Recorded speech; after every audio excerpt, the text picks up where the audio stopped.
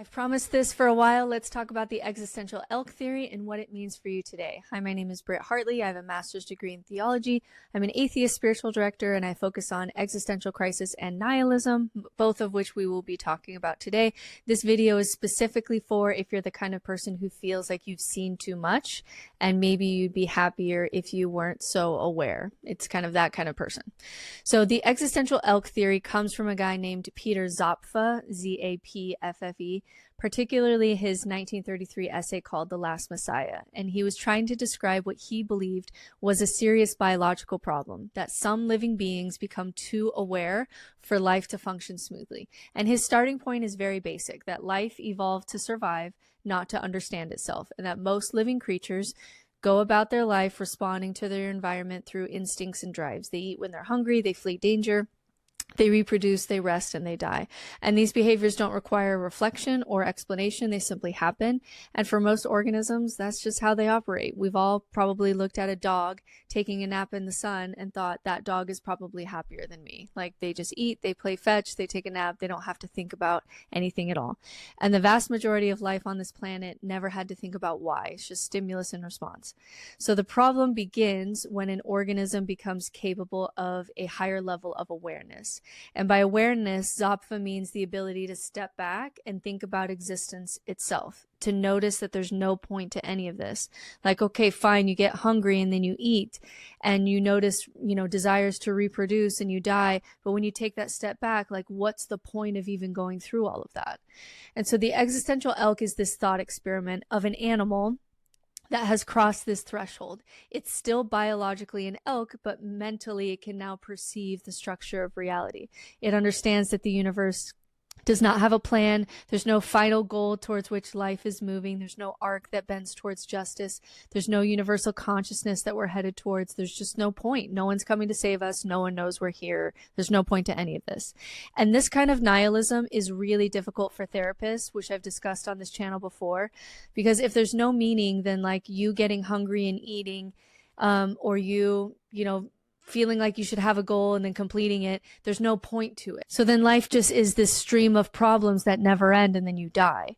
And the issue with therapists is that if they've never been there, this is what Zapffe calls cosmic homelessness. I call it the void. Other people call it different things. You'll just try to avoid it. You'll cover it with optimism. You'll start talking about your legacy.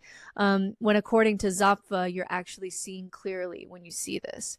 And I remember talking to my therapist when I was really struggling. I went through probably half a dozen therapists or so before I gave up on therapy, because I found philosophy to be a much better help for this particular problem. But he really wanted me to set goals to take care of my body better. And if I accomplished these goals, I'd experience more joy and happiness, right? And so we're talking about this.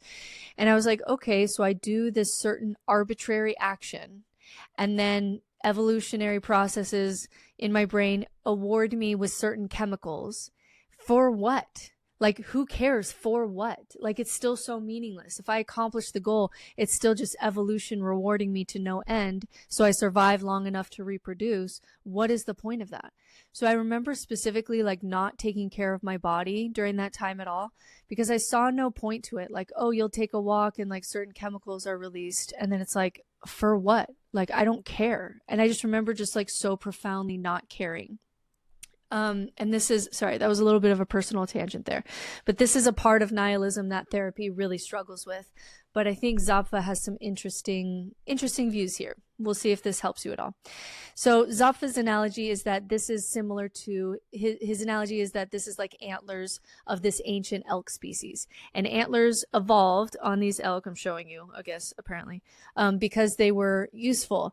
And at one point, larger antlers helped elk compete for mates, defend territory, and survive within a specific environment. But Zapffe points out that evolution doesn't optimize for happiness or well-being or harmony. It's only optimizing for reproduction in the short term. So there's no intelligence guiding this process, no concern for long-term consequences. As antlers grew larger over generations, they eventually reached a point where they became a liability. They require enormous energy to grow and maintain. They make movement harder. They increase vulnerability to predators. In extreme cases, they can get, caught in trees and trap the animal. So the trait that once helped it survive now begins to interfere with it. And he sees this in humans, that our intelligence helped us survive, and now we're getting too smart for our own good, and it's beginning to interfere. And so the existential elk is like having antlers that has grown too large. And he compares this to our awareness, that our awareness evolved because it was useful. It helped us to anticipate danger and plan and remember and adapt. But then our awareness is now not as adaptive as it used to be, because in our awareness, it began to expose realities that make life harder to carry. And it's like we become aware of death and meaninglessness. And so this adds extra weight, and it introduces suffering that cannot be solved through action. So like oversized antlers, this awareness overshoots what our nervous system can support, and it's too hard to hold this weight. We will even end our own lives with this awareness because this is now maladaptive. So one important note here, Zapffe does not think that awareness is morally bad or philosophically mistaken. He just thinks that it's biologically excessive, like the elk sees too much. Once this happens, the elk cannot simply grow smaller antlers. Awareness cannot be undone.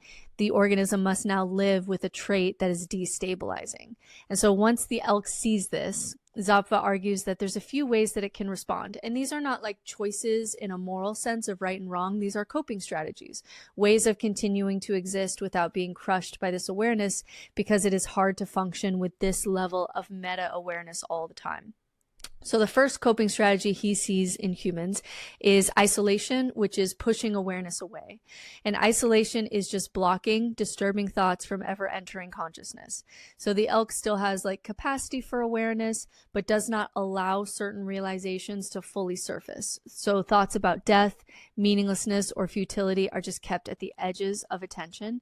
And this isn't stupid. Like, I think it's just too easy to say like, oh, humans are so stupid. Or like we all know someone who just like purposefully puts blinders up, and in your mind, like, it's really easy to just say like, oh, God, that person is so stupid. But when you look at it from the level of the brain, it's not really that stupid. Like, the brain is selectively not attending to a level of awareness that makes life harder. And that is like, that's efficient. That's actually efficient for a brain to do. So isolation allows life to continue by just narrowing the field of awareness. The elk does not stop becoming conscious, but it just becomes conscious in fragments. The full implications of existence are never allowed to settle. And Zapffe sees isolation as fragile, because when it fails during illness or loss or someone dying, or when you're quiet for too long, the suppressed awareness can rush back in all at once. And this happens all the time. For example, on the deathbeds of not the atheists, but the believers, all that repressed awareness comes up and makes death very scary and very resistant, because they've been able to just kind of push that into their subconscious for so long, but now it's showing up. And so our first option is just the brain purposefully, even if it's subconsciously, putting on blinders so you don't have to see too much. And you all know someone who is like this, but like, we shouldn't project this so easily, because we all do this to some degree. There are times that we all stay away from more information because we don't want the burden of awareness. Like, if we're sitting at dinner, we may not want to think too hard about where our food comes from, because we don't want to have to think about it, because we just want to be able to sit and have dinner, right? So like, we all do this to some degree, but the more that we do this with especially existential things, the more that we are compensating for our awareness by just purposefully putting blinders on, which he calls isolation. The next coping strategy is called anchoring. So the elk fastens its sense of reality to something that feels solid and unquestionable. And an anchor could definitely be a religion, like that's the one that people think of first, but it could also be like a belief about the world, a sense of order, a hierarchy of values, a story about why existence matters. And so the key feature of an anchor is that it stops inquiry. Like, that's what an anchor is. So once anchored, the elk no longer follows awareness all the way down the rabbit hole. Like, anchoring doesn't eliminate awareness, it just stops it from going too far. So an anchor gives the animal, the human, the elk, whatever, a place where questioning ends. This sense that there's something solid, something trustworthy, something exempt from further examination. And once that anchor is in place, the mind no longer free falls. And I see this every day. like every single day with people who just like peek into the void and then just find some kind of truth, some religion, some political religion, some story that they can accept as capital T true, so that psychologically they stop falling. And people too easily call anchoring just religion. Like, it's a lot bigger than religion. It could be my life has meaning because of my work, right? That stops the spiral and gives you an anchor. Or history is moving towards progress, or secular humanism and our dream of a secular world utopia is possible. And that becomes an anchor where you believe that we're moving towards progress. So something counts as an anchor if it does three things. It creates stability. Life feels oriented again. It halts inquiry. Certain questions are no longer pursued, and it feels non-negotiable, like doubting feels very dangerous or wrong. And Zapffe did not think that anchoring was stupid or immoral. He thought it was psychologically effective, but intellectually dishonest. Because again, just kind of like isolation, anchoring works by narrowing our awareness, ignoring certain implications, and treating contingent values as absolute values. And so the organism knows at some level that the anchor is not grounded in the universe itself, but we behave as if it was. Otherwise, it becomes too destabilizing. And this is why Zapffe believed that most people defend their anchors so fiercely. Attacking the anchor is not an intellectual disagreement. It's an existential threat. And I've talked about this many times. This is why I don't debate religious people. I don't debate anyone who has their identity wrapped around the idea that we're debating, because we're not debating logically or rationally or considering ideas. All we're doing is I'm debating your psychological anchor that's keeping you from the void, and your brain is defending that anchor because it's an existential threat. And so nothing that I say actually really matters. The conversation itself doesn't matter, but they don't know that that's what they're doing, which is why I don't debate in that way anymore. So Zapffe believed that anchoring is unavoidable for most beings, but it's incompatible if you want full intellectual integrity. The more honesty the elk sees reality, because either they're neurodivergent, this is me talking, not him, either they're neurodivergent and seeing reality just is important or unavoidable, or you just have truth as a high core value, then the more you go down that path, the harder anchoring becomes. The more anchoring is questioned, which means that the elk is exposed to more and more despair, which leaves us to our third option, which is distraction. We just kind of keep it moving. Distraction is the strategy of just constant activity.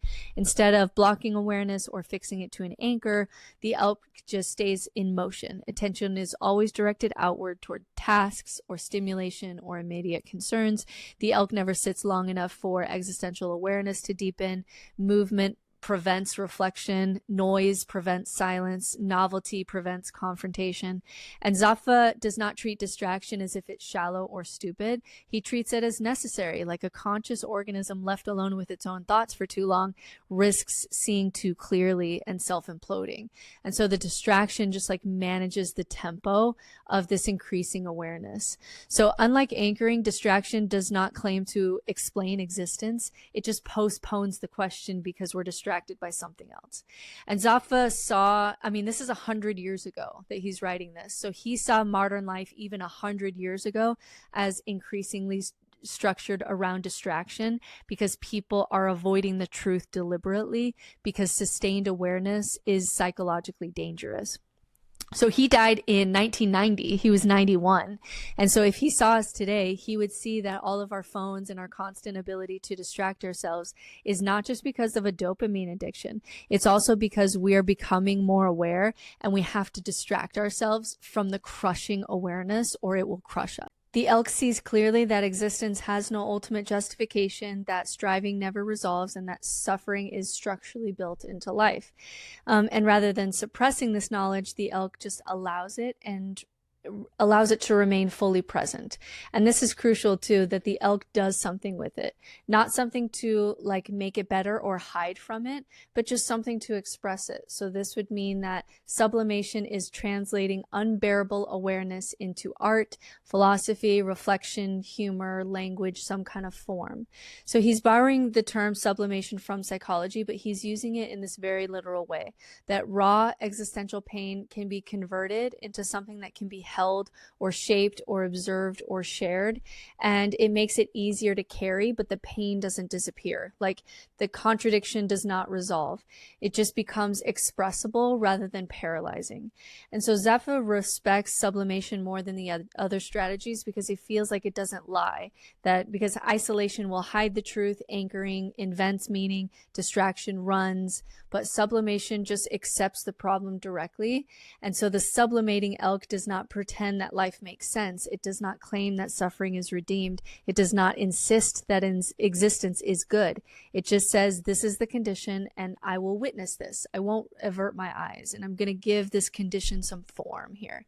And so that's why Zapffe believed that most great art or literature or philosophy came from sublimation, that these are not celebrations of life. They're just expressions of the truth of this burden that our antlers got too big. And sublimation is not a solution. And this is where Zapffe parts ways with other existentialists. Zapffe is very explicit. Sublimation does not do anything to fix the underlying problem. It may make the suffering more bearable. It may make awareness less isolating because you can link up with others who also feel the weight of the antlers. It can give temporary relief, but it in no way justifies existence. It in no way says like existence is actually great and we're going to bring more children into this world. He never goes that far. And so I think the ultimate moment of Zapffe in film is like the violinist playing as the Titanic goes down. Like they know that it's going down. The music doesn't stop it going down. But if eyes wide open, you realize that this is the situation. Maybe you just decide to play a sad song on your violin with your friends, and it makes maybe in that moment this shared pain more able to hold. It's the most honest thing that you can do, but it doesn't stop the Titanic from sinking, and it doesn't pretend like this is all okay.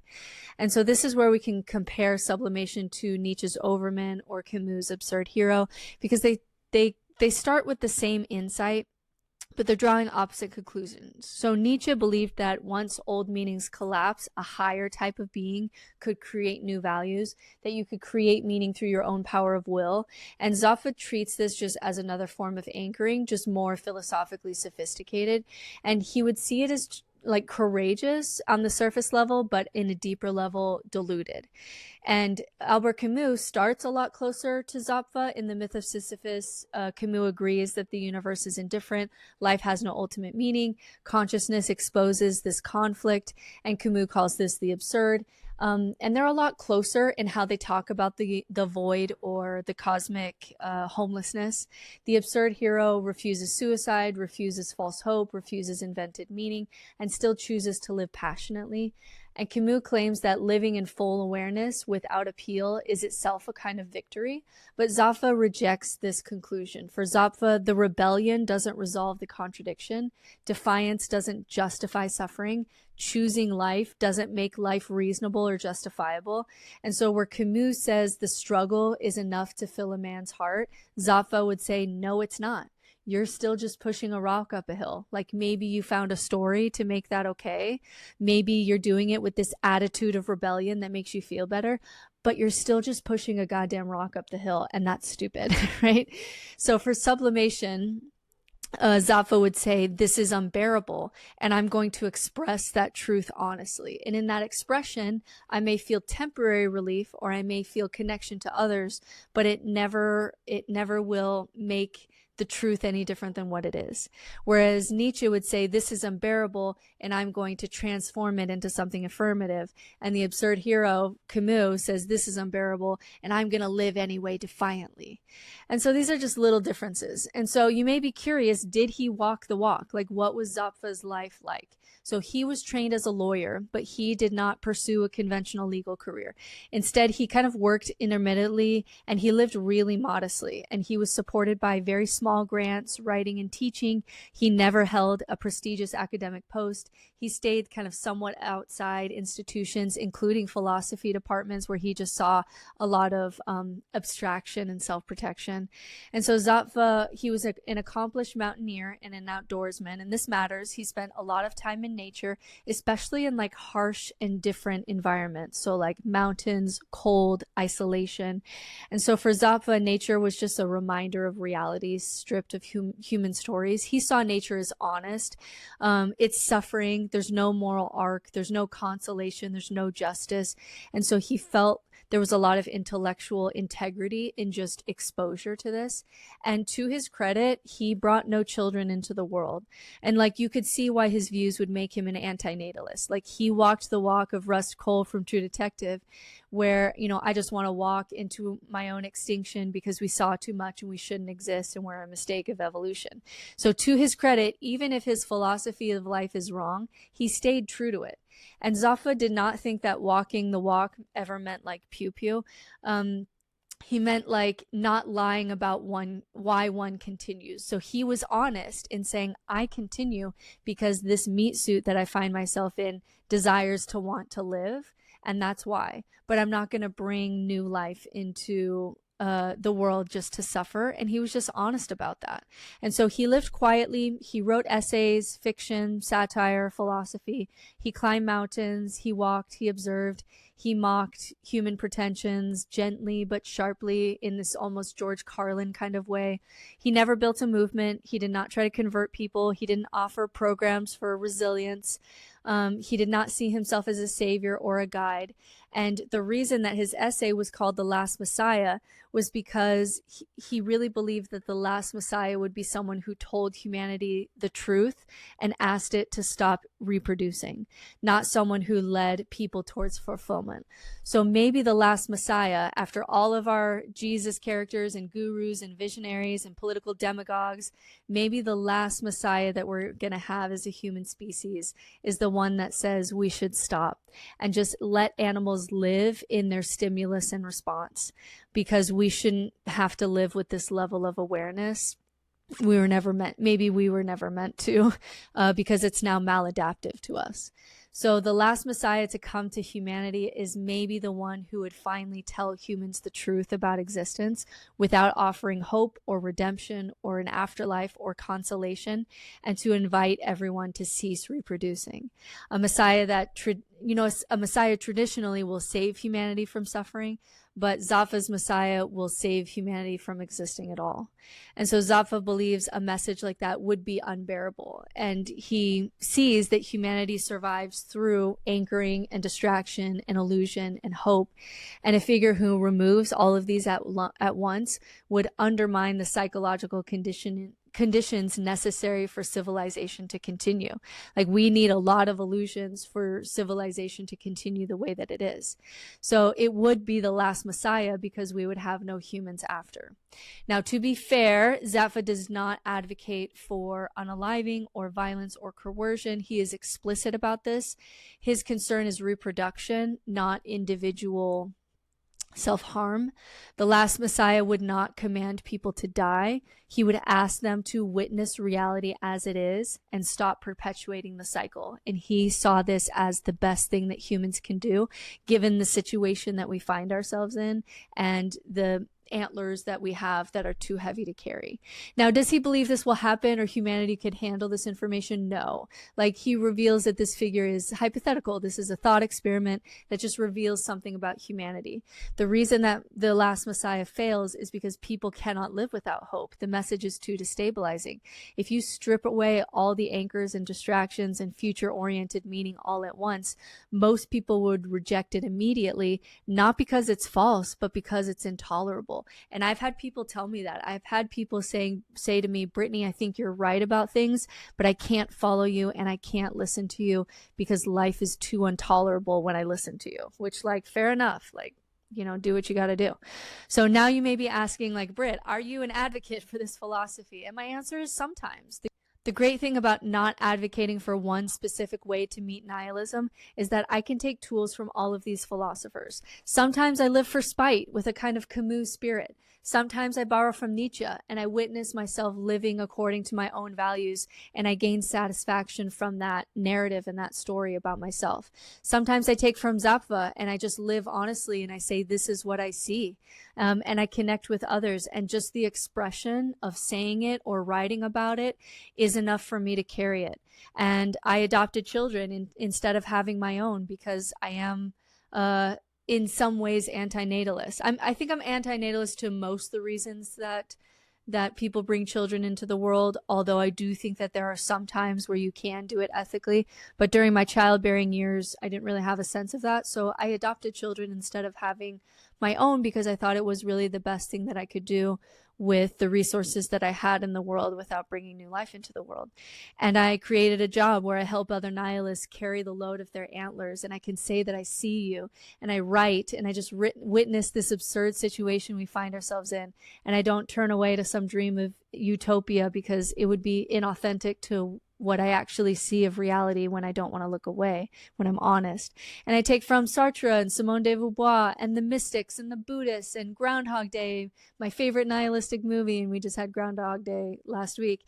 And I don't have to choose one. Like, I'm a woman, I contain multitudes. So some tools work better than others for some people. Some approaches work better for others. For some people, some days, some approaches work better for me than others.